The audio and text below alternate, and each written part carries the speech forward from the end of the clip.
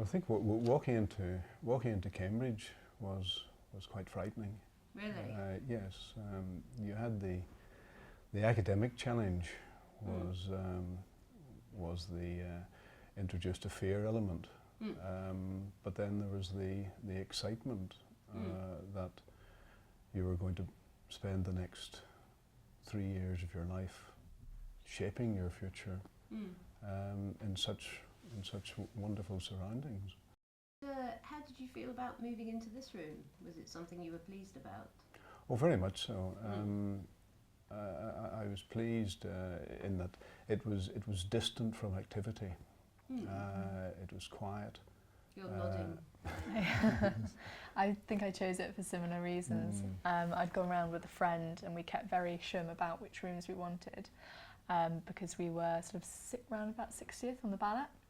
So we thought, okay, well, if we don't say to anyone that this is really where our preferences are, then we might have a better chance. Right. Yeah, but no, definitely it was tucked out of the way, it was a bit more quiet, and yeah. I think it's nice having a space where if you want to, you can shut yourself away from it all.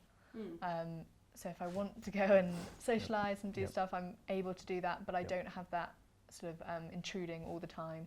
If I want to, if I need to, I can be like, no, I'm shutting my door, and if anyone knocks, I'm not answering, and no one really knows whether I'm in or not, which is quite nice occasionally. I agree with that entirely. It was like a bolt hole. Yeah.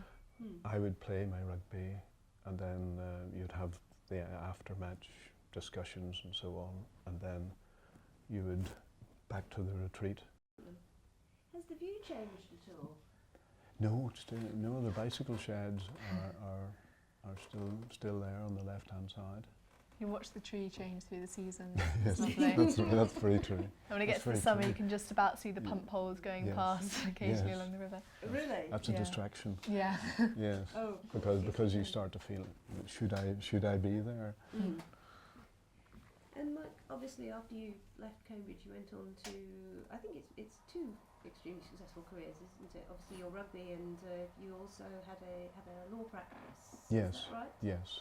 So you did the two in Belfast. in parallel. And do you think there's anything that you'd like to pass on to Elaina that you have learned in that time? Almost like leaving some wisdom in the room for someone to pick up. No, I think Elaina is well enough equipped to look after her future. I think it's what she has described today. It's very much in line with my own life here, which was a discipline in her life.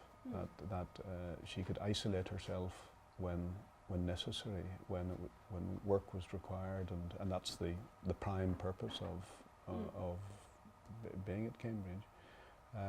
But then achieving a balance between her social life, and so as I commented, I think the end product should be very good and very well placed to deal with what is ahead.